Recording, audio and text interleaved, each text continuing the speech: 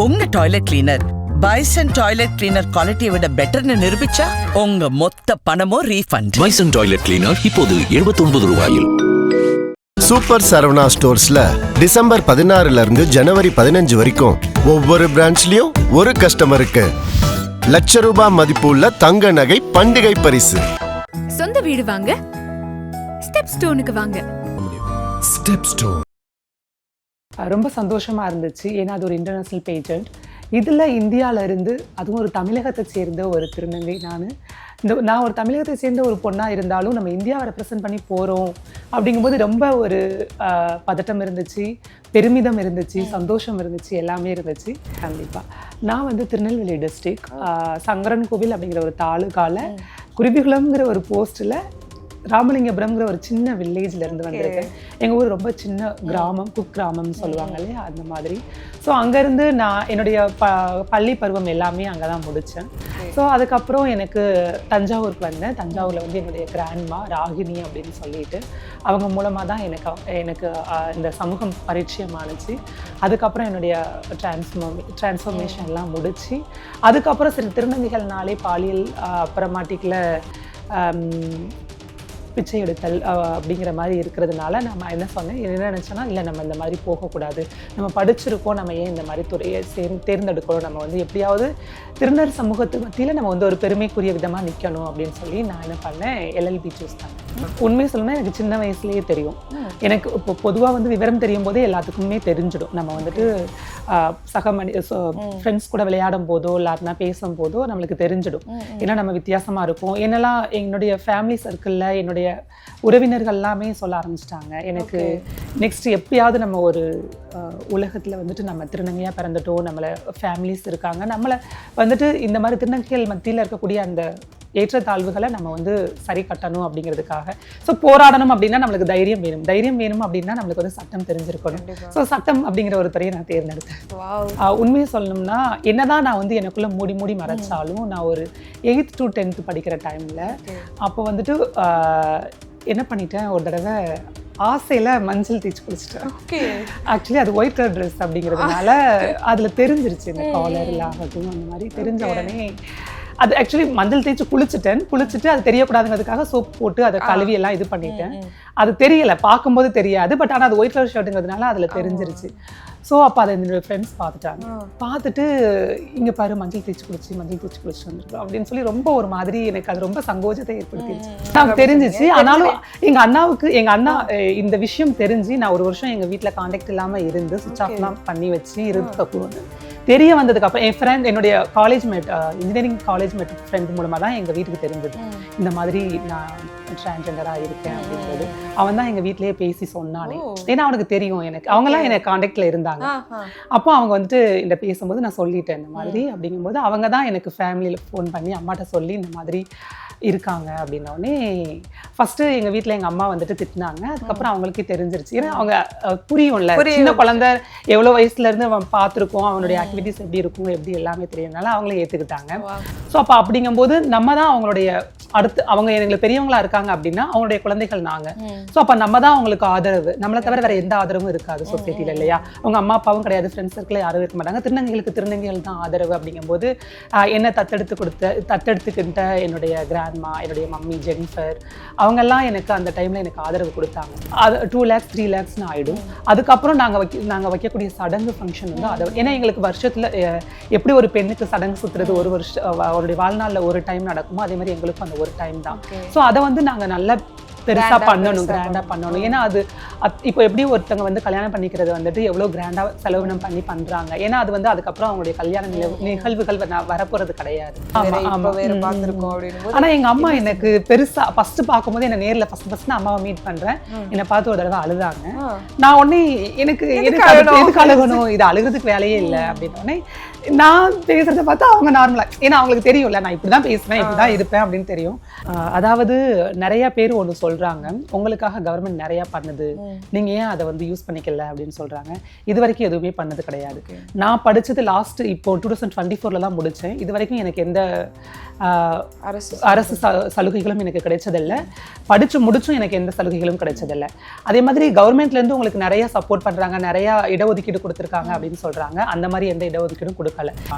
ஆனா எங்க திருநர் சமூகத்துக்கு அப்படி கிடையாது. திருநர் சமூகத்துல ஒரு திருநங்கை வந்து தப்பு பண்ணிட்டாங்க அப்படின்னா ஹோல் திருநங்கை அந்த இருக்கக்கூடிய எல்லா திருநங்கைகளும் இப்படிதான் பண்ணுவாங்க, திருநங்கைகளே இப்படித்தான் அப்படிங்கிற மாதிரி தான். அந்த இப்ப நீங்க ஏதோ ஒரு கமெண்ட் எடுத்து ஒரு இன்ஸ்டாகிராம்லயோ ஒரு யூடியூப்லயோ நீங்க எடுத்துக்கிட்டீங்கன்னா ஒரு திருநங்கைகள் பத்தி தப்பா ஒரு நியூஸ் வந்துருச்சு அப்படின்னா அந்த கமெண்ட்ஸ்ல போய் பாத்தீங்கன்னா ஃபுல்லுமே பாத்தீங்கன்னா திருநங்கைகளுக்கு ஆப்போசிட்டா தான் இருக்குமே தவிர ஒரு எல்லா திருநங்கைகளும் இப்படி கிடையாதுங்கிற மாதிரி ஒரு கமெண்ட்ஸ் கூட இருக்காது.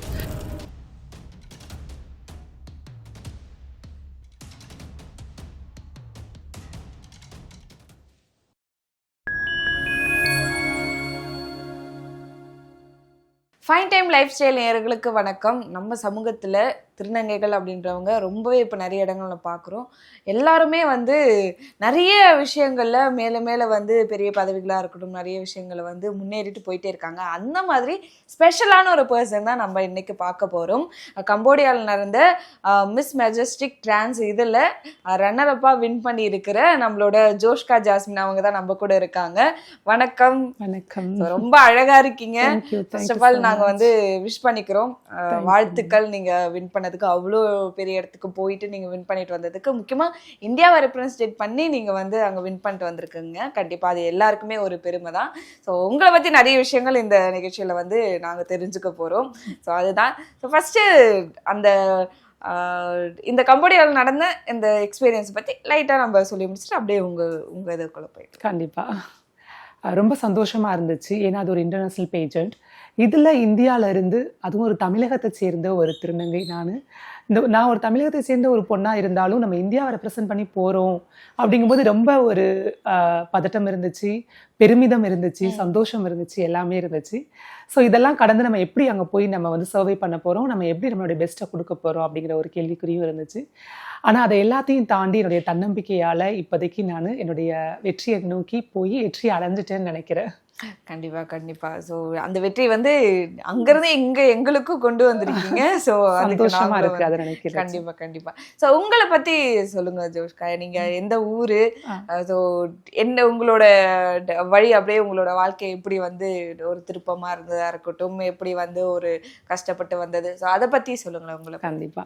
நான் வந்து திருநெல்வேலி டிஸ்ட்ரிக்ட் சங்கரன் கோவில் அப்படிங்கிற ஒரு தாலுகால குருவிகுளம்ங்கிற ஒரு போஸ்ட்ல ராமலிங்கபுரம்ங்கிற ஒரு சின்ன வில்லேஜ்ல இருந்து வந்திருக்கேன். எங்க ஊர் ரொம்ப சின்ன கிராமம், குக் கிராமம்னு சொல்லுவாங்க இல்லையா, அந்த மாதிரி. ஸோ அங்கிருந்து நான் என்னுடைய பள்ளி பருவம் எல்லாமே அங்கதான் முடிச்சேன். 12th வரைக்கும் நான் அங்கே சங்கரன் கோவில்ல தான் முடிச்சுட்டு அதுக்கப்புறம் காலேஜ் தேர்ந்தெடுத்தது வந்து பார்த்தீங்கன்னா சிதம்பரம் அண்ணாமலை யூனிவர்சிட்டி. அப்புறம் அண்ணாமலை யூனிவர்சிட்டியில் வந்து என்னுடைய இன்ஜினியரிங் படிப்பை முடிச்சேன், நான் பொறியியல் படிப்பை முடிச்சுட்டு அதுக்கப்புறம் என்ன பண்ணேன், சரி நம்மளுடைய பள்ளியும் கல்லூரியும் நல்லபடியா முடிச்சாச்சு, இதுக்கப்புறம் நம்ம டிலே பண்ணக்கூடாது அப்படின்னு சொல்லிட்டு என்ன பண்ணேன், எங்க டிரான்ஸ் கமிட்டிக்குள்ள வந்தேன். நல்லபடியா ஸ்டடீஸ் எல்லாம் கம்ப்ளீட் பண்ணிட்டு தான் வந்தேன். ஏன்னா எனக்கு அந்த டைம்ல தோணுது, நிறைய திருநர் சமூகம், திருநங்கைகள் என்ன பண்ணிடுறாங்க அப்படின்னா, நம்மளுடைய என்ன சொல்றது, அந்த ஹார்மோன் சேஞ்சஸ் ஆகட்டும், இல்லைன்னா தனக்குள்ள இருக்கக்கூடிய அந்த மாற்றத்தை அவங்க எதிர்கொள்ளும் போது கல்லூரியவும் பள்ளியவும் பாதிலேயே நிறுத்திடுறாங்க. ஸோ அவங்க அந்த மாதிரி பண்ணக்கூடாது. நானும் அந்த டைம்ல நினைச்சேன், நம்ம ஒவ்வொரு டைமும் பள்ளி கல்லூரியிலே புகழச்ச ஏதாவது ஒரு ப்ராப்ளம் வந்து நம்மளை ஏதாவது ஒருத்தங்க வந்து புல்லிங் பண்ணும்போது நம்மளுக்கு வேண்டாம், நம்ம நிப்பாட்டிடலாமா, அந்த மாதிரி தருணங்கள்லாம் எனக்குள்ள இருந்துச்சு. ஆனா நான் அதெல்லாம் இல்லை, இது நம்மளுக்கு சரியான இது கிடையாது, நம்ம எப்படியாவது ஸ்டடீஸை கம்ப்ளீட் பண்ணிடணும் அப்படிங்கிற ஒரு குறிக்கோள்ல இருந்து நல்லபடியா கல்லூரி எல்லாம் முடிச்சுட்டு அப்புறம் தான் எங்களுடைய சமூகத்துக்குள்ள வந்தேன். ஸோ அதுக்கப்புறம் எனக்கு தஞ்சாவூருக்கு வந்தேன். தஞ்சாவூர்ல வந்து என்னுடைய கிராண்ட்மா ராகினி அப்படின்னு சொல்லிட்டு அவங்க மூலமா தான் எனக்கு இந்த சமூகம் பரிச்சயமானுச்சு. அதுக்கப்புறம் என்னுடைய டிரான்ஸ்ஃபர்மேஷன் எல்லாம் முடிச்சு அதுக்கப்புறம் சரி திருநங்கைகள்னாலே பாலியல் அப்புறமாட்டிக்கல பிச்சை எடுத்தல் அப்படிங்கிற மாதிரி இருக்கிறதுனால நம்ம என்ன சொன்னேன், என்ன நினச்சேன்னா, இல்லை நம்ம இந்த மாதிரி போகக்கூடாது, நம்ம படிச்சிருக்கோம், நம்ம ஏன் இந்த மாதிரி துறையை தேர்ந்தெடுக்கிறோம், நம்ம வந்து எப்படியாவது திருநர் சமூகத்து மத்தியில் நம்ம வந்து ஒரு பெருமைக்குரிய விதமாக நிற்கணும் அப்படின்னு சொல்லி நான் என்ன பண்ணேன், எல்எல்பி சூஸ் பண்ணேன். அப்புறம் 3 வருஷம் எல்எல்பி முடித்தேன் நல்லபடியாக திருச்சி லா காலேஜில் முடிச்சு. அப்புறம் போன வருஷம் 2014 வந்து 24 வந்துட்டு பார் கவுன்சிலில் தமிழ்நாடு அண்ட் புதுச்சேரி பார் கவுன்சிலில் மெம்பர் ஆகி நான் அதை நல்லபடியாக என்ரோல்மெண்ட்டை முடிச்சு இப்போ கரண்ட்ல ஒரு 12 மந்த்துக்கு இப்போ இந்த டிசம்பர் வந்துச்சு அப்படின்னா 1 இயர் எனக்கு கம்ப்ளீட் ஆக போகுது. ஸோ ஒரு பெருமிதக்குரிய விஷயம். உச்சநீதிமன்ற நீதிபதி உச்சநீதிமன்ற அட்வொகேட் பிரபாகரன் சார் அவருடைய ஜூனியரா நான் இருந்து இப்போ நான் 1 வருஷம் கம்ப்ளீட் பண்ணிட்டேன் அப்படிங்கறது எனக்கு ரொம்ப சந்தோஷம். Wow, super. So thank you. ஒரு வழக்கறிஞரா நீங்க வந்து ஒரு அட்வொகேட்டா மாறி இருக்கீங்க, இவ்ளோ ஸ்ட்ரகிள்ஸை தாண்டி அப்படின்னும் போது முக்கியமா அந்த படிப்பை வந்து விட்டுறக்கூடாது அப்படின்றது வந்து உறுதியா இருந்திருக்கீங்க. கண்டிப்பா அது வந்து மிகப்பெரிய ஒரு விஷயம். ஸோ எப்போ உங்களுக்கு வந்து நமக்குள்ள அந்த ஒரு மாற்றம் இருக்கு அப்படின்றது தெரிய வரும் இல்லையா, அது எப்போ உங்களுக்கு தெரிய வந்துச்சு, அது எப்படி நீங்க வீட்டுல சொன்னீங்க, அவங்க எப்படி எடுத்துக்கிட்டாங்க? உண்மையை சொல்லணும்னா எனக்கு சின்ன வயசுலயே தெரியும். எனக்கு இப்போ பொதுவா வந்து விவரம் தெரியும் போதே எல்லாத்துக்குமே தெரிஞ்சிடும். நம்ம வந்துட்டு சக ஃப்ரெண்ட்ஸ் கூட விளையாடும் போதோ இல்லாட்டினா பேசும் போதோ நம்மளுக்கு தெரிஞ்சிடும். ஏன்னா நம்ம வித்தியாசமா இருக்கும். என்னெல்லாம் என்னுடைய ஃபேமிலி சர்க்கிள்ல என்னுடைய உறவினர்கள் எல்லாமே சொல்ல ஆரம்பிச்சிட்டாங்க. எனக்கு நான் பேசும்போதோ அந்த மாதிரிலாம் எனக்கு தெரிஞ்சு, நீ ஏன் பெண் மாதிரி பேசுற, ஏன் இப்படி பொண்ணு மாதிரி பேசுற, ஏன் பொண்ணு மாதிரி பேசுற அப்படிங்கும் போது எனக்கு தெரியும். அதனால நான் அதை வெளியில காமிச்சிக்க கூடாதுன்னா, நான் ஃபர்ஸ்ட் ஸ்டாண்டர்ட் வந்து ஒரு ஹாஸ்டல் மாதிரி தான் நாங்கள் தங்கி படிச்சுட்டு இருந்தோம், நானே எங்கள் அண்ணா எங்கள் அக்கா எல்லாருமே. அப்போ வந்து அது வந்து ஒரு கிறிஸ்டியன் ஸ்கூலு. அதில் வந்துட்டு ஃபேர்வெல் டே வரச்ச நான் வந்து ஒரு டான்ஸ் காம்படிஷனில் சேர்ந்துருந்தேன். அப்போ என்னை வந்துட்டு ஒரு ஃபர்ஸ்ட் எடுத்தோடனே எங்கள் மிஸ் வந்து என்னை வந்து சொன்னது வந்து, நீ வந்துட்டு இந்த சாங்க்கு நீ எப்படி பண்ணுற அப்படிங்கும்போது நான் வந்துட்டு எனக்கு ஒரு பெண் உடை தான் வேணும் அப்படின்னு சொல்லி அப்போவே நான் கேட்டேன். அதை பார்த்துட்டு எங்கள் அண்ணனுக்கு அந்த நியூஸ் எப்படியோ போயிருக்கு. அந்த நியூஸ் கேட்டுட்டு வந்து எங்கள் அண்ணன் வந்து என்னை திட்டுறான், நீ எதுக்கு இந்த மாதிரி சொன்ன அப்படின்னு சொல்லி என்னை வந்து கேட்கும்போது எனக்கு ஒரு அந்த டைம் எனக்கு தெரிஞ்சிருச்சு. ஏன்னா நம்ம என்னதான் இருந்தாலும் நம்ம மனசுக்குள்ள இருக்கிறத நம்ம வெளிப்படுத்தணும் அப்படின்னா இது பிரச்சனையா மாறுது.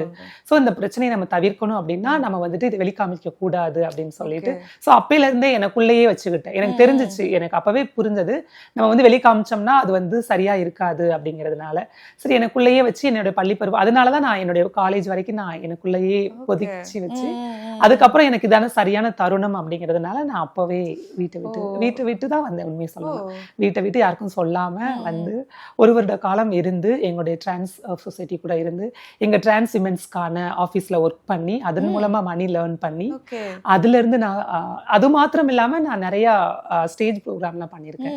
நான் ஆக்சுவலி ஒரு கிளாசிக்கல் டான்ஸர். ஸோ நான் பிஎஃப்ஏ முடிச்சிருக்கேன், ஃபைன் ஆர்ட்ஸ் முடிச்சிருக்கேன். அது கரஸ்ல தான் பண்ணேன். அது முடிச்சிருக்கேன். அதனால நான் என்ன பண்ணேன் அப்படின்னா நிறைய ஸ்டேஜ்ல போயிட்டு நிறைய டான்ஸ் பண்ணியிருக்கேன், அதன் மூலமா லேர்ன் பண்ணேன். ஸோ இந்த மாதிரி கொஞ்சம் கொஞ்சமா சேர்த்து வச்சு அதன் மூலமா தான் என்னுடைய டிரான்ஸ்ஃபர்மேஷன்லாம் இருந்துச்சு. ஸோ அந்த 1 வருஷ காலம் நல்லபடியா டிரான்ஸ்ஃபர்மேஷன் பண்ணி முடிச்சேன். கொரோனா வந்துச்சு. கொரோனா வந்த கையோட நெக்ஸ்ட் எப்படியாவது நம்ம ஒரு உலகத்துல வந்துட்டு நம்ம திருநங்கையா பிறந்துட்டோம், நம்மள ஃபேமிலிஸ் இருக்காங்க, நம்மள வந்துட்டு இந்த மாதிரி திருநங்கைகள் மத்தியில இருக்கக்கூடிய அந்த ஏற்றத்தாழ்வுகளை நம்ம வந்து சரி கட்டணும் அப்படிங்கிறதுக்காக ஸோ போராடணும் அப்படின்னா நம்மளுக்கு தைரியம் வேணும் அப்படின்னா நம்மளுக்கு வந்து சட்டம் தெரிஞ்சிருக்கணும். ஸோ சட்டம் அப்படிங்கிற ஒரு துறையை நான் தேர்ந்தெடுத்தேன். அப்படி வந்ததுதான் அந்த வழக்கறிஞர். கேட்கும்போது ரொம்ப இன்ஸ்பிரேஷனா இருக்கு. நம்ம சட்டத்தை எதுக்காக நமக்கு போக எதுக்காக யூஸ் பண்ணுறது தெரிஞ்சு எடுத்தது மிகப்பெரிய ஒரு விஷயம். ஸோ அந்த பள்ளி படிப்பு முடியிற வரைக்கும் நீங்க வந்து வெளியில தெரிஞ்சுக்க தேவையில்லை, நம்ம வந்து கொஞ்சம் படிப்பை முடிச்சுட்டு அப்புறமா எதுவாக இருந்தாலும் பார்த்துக்கலாம். ஆனா அந்த டைம்ல அந்த ஒரு ஸ்ட்ரகிள் இருக்குல்ல, இப்போ நம்மளோட இயல்பு வேற, அதை தாண்டி ஒரு விஷயத்துல வந்து இருக்கோம் அப்படின்னா அது நம்மளால அவ்வளோ பெரிய கடினமான ஒரு விஷயத்த வந்து நம்ம ஃபேஸ் பண்ண வேண்டியதா இருக்கும் எல்லா விஷயங்களுமே. அதை நீங்க எப்படி வந்து ஃபேஸ் பண்ணீங்க? எந்தெந்த டைம்லாம் உங்களுக்கு வந்து படிப்பை விட்டுலாம் தோணும், நம்ம பேசாம போயிடலாமா அப்படின்லாம் தோணி இருக்கா? எப்பெல்லாம் அது அந்த மாதிரியான கடினமான நேரங்கள் எப்படி?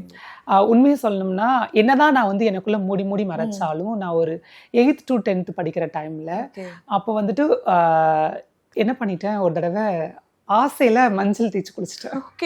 ஆக்சுவலி அது ஒயிட் கலர் ட்ரெஸ் அப்படிங்கிறதுனால அதுல தெரிஞ்சிருச்சு, இந்த காலர்ல ஆகட்டும் அந்த மாதிரி தெரிஞ்ச உடனே அது ஆக்சுவலி மஞ்சள் தேய்ச்சி குளிச்சுட்டு அது தெரியக்கூடாதுங்கிறதுக்காக சோப் போட்டு அதை கழுவி எல்லாம் இது பண்ணிட்டேன். அது தெரியல, பார்க்கும்போது தெரியாது. பட் ஆனா அது ஒயிட் கலர் ஷர்ட்டுங்கிறதுனால அதுல தெரிஞ்சிருச்சு. ஸோ அப்போ அதை என்னோட ஃப்ரெண்ட்ஸ் பார்த்துட்டாங்க. பார்த்துட்டு இங்கே பாரு மஞ்சள் தேய்ச்சி குளிச்சு வந்துருக்கோம் அப்படின்னு சொல்லி ரொம்ப ஒரு மாதிரி எனக்கு அது ரொம்ப சங்கோஜத்தை ஏற்படுத்திடுச்சு. நான் தெரிஞ்சும் அது வந்துட்டு என்னுடைய ஆசைக்காக நான் பண்ணினேன். ஆனால் அது வந்துட்டு வெளியில பார்க்கும்போது அது ஒரு மாதிரி ரொம்ப அந்த டைம்ல எனக்கு ரொம்ப சங்கோஜத்தை கொடுத்துருச்சு. அப்போ எனக்கு அந்த டைம்லாம் பார்க்கும்போது சார் நம்மளுக்கு பிடிச்ச விஷயத்த கூட இங்கே பண்ண முடியலையே அப்படின்னு சொல்லிட்டு அது ரொம்ப கஷ்டமான ஒரு இதாக இருந்துச்சு. ஏன்னா எல்லாரும் வந்துட்டு என்னை பார்த்து என்னோட ஃப்ரெண்ட்ஸ் எல்லாம் ஒரு மாதிரி கேலி பண்ண ஆரம்பிச்சிட்டாங்க. அது ரொம்ப சங்கோஜமா இருந்துச்சு. அப்ப நம்ம என்ன பண்ணிட்டோம், ஐயோ வேண்டாம் இந்த மாதிரிலாம் பண்றாங்களே அப்படின்னு சொல்லிட்டு நம்ம ஸ்கூலுக்கே போக வேணாம் அப்படின்லாம் தோணி இருக்கு. நான் இதுல இப்படி இவ்வளோ அவமானங்கள் எனக்கு கிடைச்சாலும் நான் என்ன பண்ணிட்டேன்னா இது வரைக்கும் ஆனா இவ்வளோ கஷ்டங்கள் வந்தாலும் நான் வந்துட்டு ஒண்ணு திங்க் பண்ணேன், ஒரு நாள் கூட நம்ம லீவ் எடுக்கவே கூடாது அப்படின்னு. நான் 10th பாத்தீங்கன்னா 100க்கு 100 நாள் போயிருந்தேன், ஒரு நாள் கூட லீவ் எடுக்காம. ஸோ அந்த மாதிரி அதே மாதிரிதான் அதுலயும் பண்ணேன். 12th அதே மாதிரி ஒரு நாள் கூட நான் லீவ் எடுத்தது கிடையாது. சோ அந்த இது மட்டும் மைண்ட்ல வச்சிருந்தேன். நான் லீவே எடுக்க கூடாது, என்ன ஒரு ஃப்ரெண்ட்ஸ் மூலமா வந்து கஷ்டங்கள் வந்தாலும் சரி, இல்லாட்டினா டீச்சர்ஸ் மூலமா வந்தாலும் சரி, ஆனா நம்ம வந்து லீவே எடுக்க கூடாது அப்படிங்கறதுல மட்டும் கரெக்டா இருந்தேன். Okay okay. ஃப்ரெண்ட்ஸ்லாம் போக பெரியவங்களுக்கு கொஞ்சம் தெரிஞ்சதில்ல, ஃப்ரெண்ட்ஸ் கூட ஜாலியா வந்து கலாச்சிட்டு போயிடுவேன், என்ன எப்படி பண்ணிருக்க அப்படின்னு சொல்லிட்டு போயிடுவாங்க. ஆனா ஒரு ஆசிரியரா இருக்காங்க, டீச்சரா இருக்கும், அவங்க நோட் பண்ணுவாங்களே எல்லாம். அந்த மாதிரி நோட் பண்ணி யாராச்சும் கேட்டிருக்காங்களா என்னப்பா அப்படின்ற மாதிரி? நோட் பண்ணி, ஆனா அவங்க என்ன பார்த்துருக்காங்க. நான் ஏன்னா என்னுடைய பேச்சு நடை உடை எல்லாமே அப்படியே இருக்கிறதுனால அவங்களுக்கு புரிஞ்சிருச்சு. ஆனா எல்லா டீச்சர்ஸ்க்குமே தெரிஞ்சிருச்சு நான் இப்படிதான் அப்படிங்கிறதுனால அவங்க எதுவும் சொல்லலை. அதுவும் இல்லாம அவங்ககிட்ட வந்துட்டு நான் நல்ல பேர் வாங்கிடுவேன், டீச்சர்ஸ் எல்லாம் நல்ல பேர் வாங்கிடுவேன். அதனால அவங்க வந்துருச்சு நல்ல நல்ல நல்ல குழந்தை, நல்ல குழந்தை சார், இந்த குழந்தையெல்லாம் நம்ம வந்துட்டு திட்டக்கூடாது அந்த மாதிரி நல்ல நல்ல நல்ல நல்ல.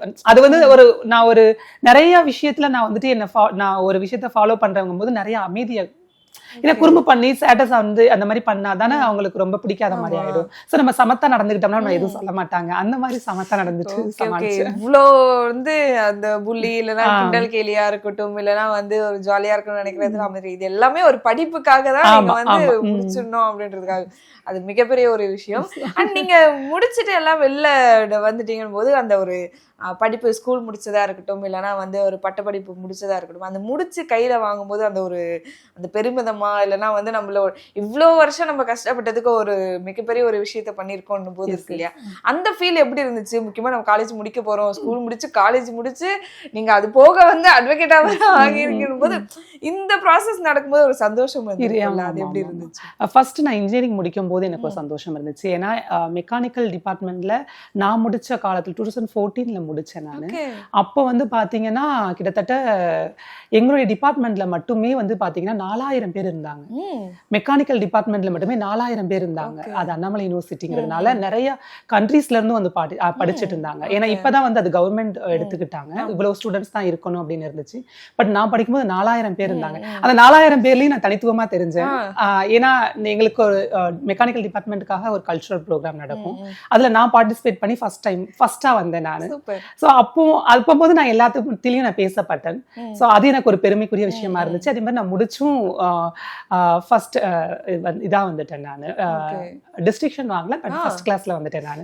சோ அதுவும் நல்ல சந்தோஷமான விஷயமா இருந்துச்சு. அதை முடிச்சுதான் எல்லாரும் இருக்கும்போது நம்ம எதுக்கு நம்ம இப்படி முடிச்சுட்டு இன்ஜினியரிங் முடிச்சுட்டு வந்துட்டு நம்ம இப்படியே இருக்கக்கூடாது, ஒரு சின்ன ஆஃபீஸ்ல போயிட்டு டிரான்ஸ்ஃபர்மெண்ட்ஸ்க்காக வேலை பார்த்துட்டே இருந்தோம்னா நம்ம இன்னும் நம்ம வந்து நம்மளை வளர்த்துக்க முடியாது அப்படின்ட்டு தான் நெக்ஸ்டா நான் எல்எல்பி சூஸ் பண்ணேன். அதையும் நல்லபடியா முடிச்சு ஃபர்ஸ்ட் கிளாஸ்ல பாஸ் பண்ணி வந்தாச்சு. இவ்வளவு இது பண்ணிருக்கீங்க அப்படிங்கும்போது அது எவ்வளவு ஹாப்பியா இருக்குது. நீங்க வந்து இன்ஜினியரிங் முடிச்சிருக்கீங்க, இன்ஜினியரிங் பல பேர் அந்த மேக்ஸ் எல்லாம் படிச்சு வரதுக்கு படாத பாடு பண்ணுங்க. அந்த டைம்ல எவ்வளவு கஷ்டப்பட்டீங்க? அப்ப நீங்க வந்து ஃபேமிலியோட தான் இருந்தீங்களா? அப்ப நீங்க வெளியில இன்ஜினியரிங் படிக்கும் போதெல்லாம் என்னுடைய ஃபேமிலி சப்போர்ட் எனக்கு இருந்துச்சு. நல்லபடியா நான் முடிச்சு இன்ஜினியரிங் ஃபர்ஸ்ட் கிளாஸ்ல பாஸ் பண்ற வரைக்கும் நான் எங்க ஃபேமிலியோட சப்போர்ட்ல தான் இருந்தேன். அவங்க தான் என்ன வந்து முழுக்க முழுக்க பார்த்துட்டு எல்லா விதத்திலயும் சப்போர்ட்டா இருந்தது எங்க ஃபேமிலி தான். முக்கியமா சொல்லணும்னா எங்க அண்ணா தான். ஏன்னா என்ன படிக்க வச்சது எல்லாமே எங்க அண்ணா. அண்ணாக்கு நீங்க ஃபர்ஸ்ட் படிக்கும் போதே, ஃபர்ஸ்ட் ஸ்டாண்டர்ட் படிக்கும் போதே அப்படி அண்ணாவுக்கு தெரிஞ்சிச்சு. ஆனாலும் எங்க அண்ணா இந்த விஷயம் தெரிஞ்சு நான் ஒரு வருஷம் எங்க வீட்டுல கான்டாக்ட் இல்லாம இருந்து சுவிட்ச் ஆஃப் எல்லாம் பண்ணி வச்சு இருந்துக்க போது தெரிய வந்ததுக்கு அப்புறம் என் ஃப்ரெண்ட், என்னுடைய college mate, engineering college mate friend மூலமா தான் எங்க வீட்டுக்கு தெரிஞ்சது இந்த மாதிரி நான் டிரான்ஸ்ஜெண்டரா இருக்கேன் அப்படிங்கிறது. அவன் தான் எங்க வீட்லயே பேசி சொன்னானே. ஏன்னா அவனுக்கு தெரியும், எனக்கு அவங்க எல்லாம் எனக்கு கான்டாக்ட்ல இருந்தாங்க. அப்போ அவங்க வந்துட்டு இந்த பேசும்போது நான் சொல்லிட்டேன் இந்த மாதிரி அப்படிங்கும்போது அவங்க தான் எனக்கு ஃபேமிலியில் ஃபோன் பண்ணி அம்மாட்ட சொல்லி இந்த மாதிரி இருக்காங்க அப்படின்னோடனே ஃபர்ஸ்ட் எங்க வீட்ல எங்க அம்மா வந்துட்டு திட்டினாங்க. அதுக்கப்புறம் அவங்களுக்கே தெரிஞ்சிருச்சு. ஏன்னா அவங்க புரியும்ல, சின்ன குழந்தை எவ்வளவு வயசுல இருந்து அவன் பார்த்திருக்கோம், அவனுடைய ஆக்டிவிட்டிஸ் எப்படி இருக்கும் எப்படி எல்லாமே தெரியறதுனால அவங்களே ஏத்துக்கிட்டாங்க. அண்ணா மட்டும் ஒண்ணு சொன்னான் அப்படின்னு சொல்லி அம்மா சொன்னாங்க. என்ன சொன்னான் அப்படின்னா, இவன் டிரான்ஸ் விமன் எனக்கு தெரியும், ஏன்னா அவன் என்னை ஃபர்ஸ்ட் ஸ்டாண்டர்ட்லேயே பார்த்துருக்கான். ஸோ எனக்கு தெரியும். ஆனாலும் நான் என்ன ஒண்ணுக்காக ஆசைப்பட்டேன் அப்படின்னா, நான் கஷ்டப்பட்டு படிக்க வச்சுட்டேன். அவன் ஒரு கவர்மெண்ட் ஜாப் போயிருந்தான் அப்படின்னா, நான் அதுக்காக தான். அவன் ஆக்சுவலி அண்ணா வந்து ரயில்வேல ஒர்க் பண்றான். ஸோ என்னையும் ஒரு நல்ல ஒரு பொசிஷன்ல பார்க்கணும் அப்படின்னு சொல்லிட்டு நிறைய கவர்மெண்ட் எக்ஸாம் என்னை வந்து எழுத சொன்னான். பட் நான் எழுதினேன். பட் இருந்தாலும் எனக்கு அது காலேஜ் வரைக்கும் இருந்தது போதும். இது வரைக்கும் இத்தனை வருஷங்கள் நம்ம வந்துட்டு இருந்துட்டோம், நம்மளை வந்து நம்மளே கட்டுப்படுத்திட்டு இருந்துட்டோம். இதுக்கு மேலே நம்ம இருந்தோம்னா ரொம்ப நாட்கள் ஆயிடும். ஸோ அப்போ நம்ம நல்லா இருக்காது, நம்மளுடைய ஆசைகள் எல்லாம் நம்ம வெறுத்து ஒதுக்குற மாதிரி இருக்குன்ட்டு நான் வந்துட்டேன். ஸோ அதனால அண்ணா வந்துட்டு சொன்ன விஷயம், அண்ணா ஆக்சுவலி உண்மையை சொல்லணும்னா நான் இன்ஜினியரிங் முடிச்ச உடனே அண்ணா எல்எல்பி பண்ண சொன்னான். முக்கியமா நான் எல்எல்பி பண்ணதுக்கு அண்ணனுடைய காரணமும் இருக்கு. ஏன்னா எனக்கு அண்ணாவை வந்துட்டு சந்தோஷப்படுத்துறது இதன் மூலமா இருக்கும். ஏன்னா கஷ்டப்பட்டு இன்ஜினியரிங் படிக்க வச்சுட்டான். அப்போ வந்துட்டு நம்ம அவனுக்கு ஒரு நல்ல விதமா பண்ணணும் அப்படின்னா அவன் ஆசைப்பட்ட எல்எல்பி நம்ம பண்ணணும். சோ அதனால நான் எல்எல்பி முக்கியமா அவனுடைய ஆசைக்காகவே நான் எடுத்ததா கூட. சூப்பர் சூப்பர் சப்போர்ட் பண்ண ஒரு அண்ணாவுக்காக ஆசைக்காக LLB. Okay okay super. So வெளியில வந்த பிறகு அந்த அந்த மாற்றம் அப்படின்றது ஒண்ணு இருக்கு இல்லையா? நீங்க வந்து அதுக்கப்புறமா நான் வீட்டுல இருந்து வெளியில வந்துட்டேன் அப்படின்னு சொன்னீங்க. சோ அதுக்கப்புறமா வீட்டை மிஸ் பண்ணதா இருக்கட்டும், அதுக்கப்புறமா என்ன நடந்துச்சு, அதுக்கப்புறம் ஒரு எதுவுமே இல்லாம ஒரு தனியா விடப்பட்ட ஒரு நிலை இருந்துக்கல. அது வரைக்கும் ஃபேமிலியோட படிச்சு முடிச்சிடும். ஆனா அதுக்கப்புறம் என்ன பண்ண போறோம் எங்க அப்படின்றத ஒரு அலகுலஞ்சு இருக்கிற ஒரு நிலைமை இருக்குல்ல, அது எப்படி இருந்துச்சு? அதுக்கப்புறமா எப்படி ஒரு நிலையான ஓகே மைண்ட் ஒரு ஃபிக்ஸ் ஆகுற ஒரு விஷயம் இருக்குல்ல, அது எப்படி? ரொம்ப கஷ்டம். ஏன்னா ஃபேமிலில இருந்து நம்ம தனியா வந்துடுவோம், எந்த சப்போர்ட்டுமே இருக்காது.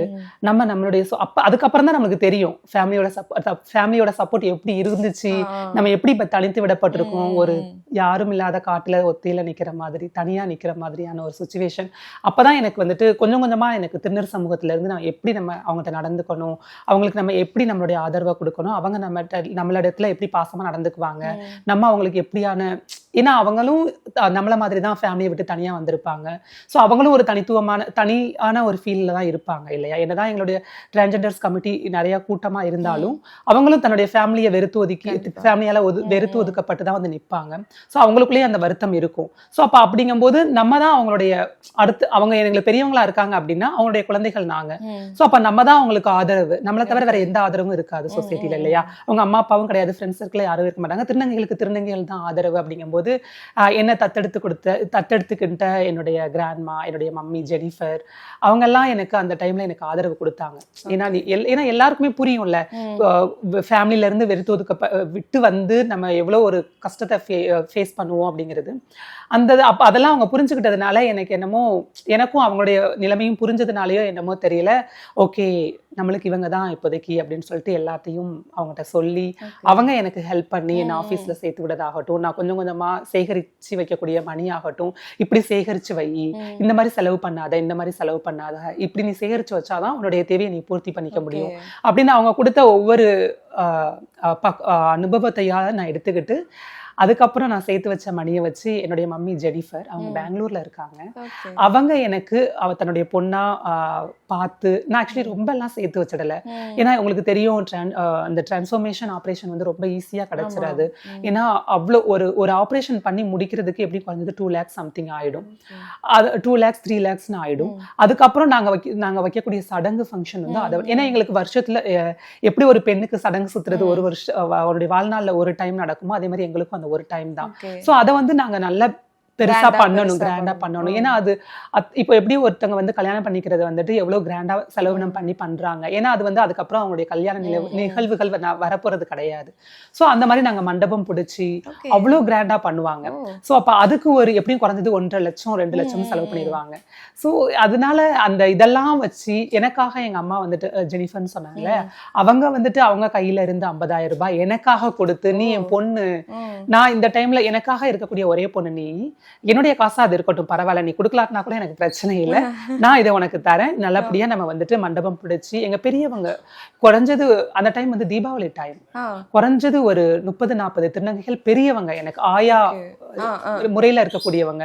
அவங்க எல்லாரும் சேர்ந்து எனக்கு ரொம்ப பிரம்மாண்டமா ஒரு பால் ஃபங்க்ஷன் வச்சு சடங்கு ஃபங்க்ஷன் வச்சிருந்தாங்க. அதெல்லாம் என்னுடைய வாழ்க்கையில மறக்க முடியாத அனுபவம். ஸோ அதெல்லாம் இந்த டைம்ல உங்ககிட்ட பகிர்ந்துக்கிறேன். ஓகே ஓகே, கேட்கும்போது ரொம்ப சுவாரஸ்யமா இருக்கு. எவ்வளவு நீங்க கஷ்டங்கள் பார்த்து எப்படி நீங்க வந்து வாழ்க்கைக்காக நமக்காக ஒண்ணு இருக்கணும் அப்படின்னு வந்திருக்கீங்க அப்படின்றது தெரியுது. இப்போ நீங்க உங்க வீட்டுல வந்து கான்டாக்ட்ல இருக்கீங்களா? பேசுவாங்களா? என்ன போய் பாக்குறது அதெல்லாம் உண்டா? கண்டிப்பா. இப்ப வரைக்கும் நான் இந்த இன்டர்நேஷனல் பேஜெண்ட் போற வரைக்கும் அவங்களுடைய சப்போர்ட் எனக்கு இருந்துச்சு. ஏன்னா நான் ஒவ்வொரு ஸ்டேஜ் ஏறும்போதும் எங்க அம்மாவுக்கு நான் இன்ஃபார்ம் பண்ணேன்.